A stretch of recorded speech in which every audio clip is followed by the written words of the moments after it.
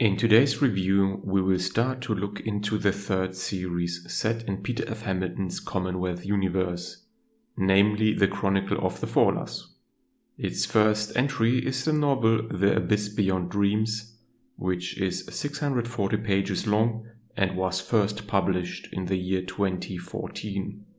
In terms of the semi-objective figures of merit, The Abyss Beyond Dreams sports values on the soft side regarding its sci-fi hardness, and middle values regarding the scope of the literary world, amount of original ideas, and its list of main and side characters.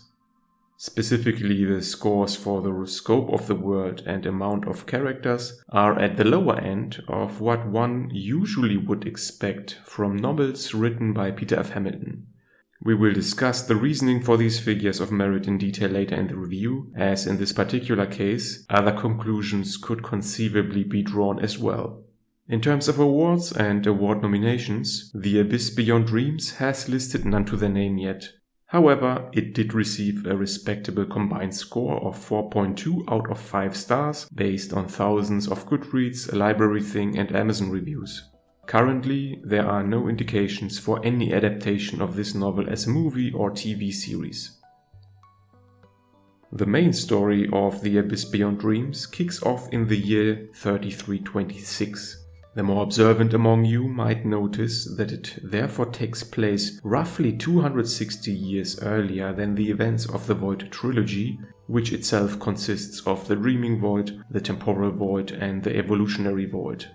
Nonetheless, in terms of reading order, you should definitely read the Void Trilogy first, as both books that make up the Chronicle of the Fallers will majorly spoil the Void Trilogy. Therefore, in this review there might be some spoilers related to the Void Trilogy, and specifically in the subsequent plot summary of The Abyss Beyond Dreams. So beware. Before the main story starts, the first chapter covers the accidental arrival of 2 ships into the Void in the late 3120s. These ships were part of a transgalactic colonization fleet launched by the Brunt dynasty, one of the affluent families that originally spearheaded the first expansion waves of the Commonwealth using portal technology. One of the ships is escorted by a so-called Skylord to the habitable planet Querencia, where eventually Edeard's story, an important narrative thread of the Void Trilogy, will take place. The other ship is headed for another planet, where we experience through Laura Brunt the first encounter with alien artifacts in orbit that will turn out to spawn the Fallers. After a significant jump in time, it is the year 3326, we get to know that Nigel Sheldon was approached by the Rael in an effort to infiltrate the Void using a cloned copy of himself that can then transmit what he experiences in the Void to his self that remained in the Commonwealth using the so-called Gaia field. Keep in mind that this mechanism of communication between the Void and the outside was recently discovered through Inigo receiving Edeard's dreams. Furthermore, these secret plans are also supported by Paula Mew as well. After these 2 separate establishing chapters, the actual main story kicks off. Welcome to the planet Bienvenido, located in the Void. The same limitations of electronic technology apply that we saw in the Void Trilogy. Similarly, a form of telekinesis and telepathy is common. However, the inhabitants of Bienvenido have mastered steam power and are on a technological level that can be roughly compared to the 19th century on Earth. Here we meet Sylvester, a 17-year-old trooper in the army who has sworn to protect the population from the Fallers, an aggressive alien race that makes almost perfect copies of other organisms that were lured into so-called Faller eggs to be consumed during the copying process. In the meantime, the young Cassandra Blair joins forces with Nigel Sheldon, or rather his clone sent into the Void and who landed on Bienvenido, to aid in his mission, which entails to find technological artifacts of the original starship that settled this world, and to use those to attack the Void itself. As you can see from this comparatively long plot summary that necessitates to look at 3 distinct narrative settings, the story's background is a bit convoluted.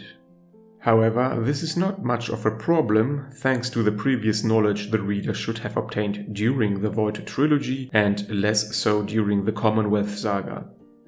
Again, those 2 sagas are more or less required reading, otherwise the Abyss Beyond Dreams will begin quite confusingly for the uninitiated reader. In terms of the sci-fi hardness, the Abyss Beyond Dreams feels less like a fantasy novel as was the case with Eliad's plot in the Void Trilogy, and more like a period piece. In vast parts of the story, the society relies on established steam technology, giving it a somewhat quote-unquote harder scientific background. This is certainly helped by the fact that all the techno-magic we encounter in the greater Commonwealth of the 4th millennium only barely influences the story outside of the establishing chapters I mentioned at the beginning. The scope of the literary setting is mostly confined to the planet Bienvenido and several of its major settlements and towns. Nonetheless, Hamilton's mastery in world building introduces us to another world that feels vast and alive. This is supported by, apart from a couple of veteran characters, a sizable amount of interesting new characters. In particular, Sylvester's rise is one highlight, which draws parallels to Eliad's story, however with a somewhat darker spin to it. It is also a pleasant surprise that Nigel Sheldon received his own story, as he was completely absent from the Void Trilogy. At this point, it is obvious that Peter F. Hamilton recycles a lot of tropes and concepts that he established in some of his previous works. Using the Void as the backdrop for another novel works quite well though, as it allows him to tell stories with different technological levels and societal systems, such as the city-state Makatron in a medieval/Renaissance setting, or a pre-revolutionary industrial-era nation, such as the planet Bienvenido. The Fallers as a constant threat looming over Bienvenido add further mystery and tension to the story. But as malevolent imposters, they are more or less a rehash of the Starflyer agents in the Commonwealth Saga or the Possessed in Hamilton's Night's Dawn trilogy, another book series that we will review at some point. However, this recycling of tropes makes the Fallers by no means less effective in their narrative function. It is better to stick to what has already worked, I guess. Overall, The Abyss Beyond Dreams is a worthy first entry to the latest series in the Commonwealth Universe. It is a more focused book regarding the literary world and size of the dramatis personae by Hamilton standards. Furthermore, The Abyss Beyond Dreams mostly resembles a period piece with some horror elements sprinkled in for good measure. While there might be several introductory chapters that are necessary to establish the whole setting, the novel in its entirety is actually relatively well paced. Thus, The Abyss Beyond Dreams is a good choice for anyone who was entertained while reading either the Commonwealth Saga or the Void Trilogy, which, to reiterate, are novels that you should read first anyways.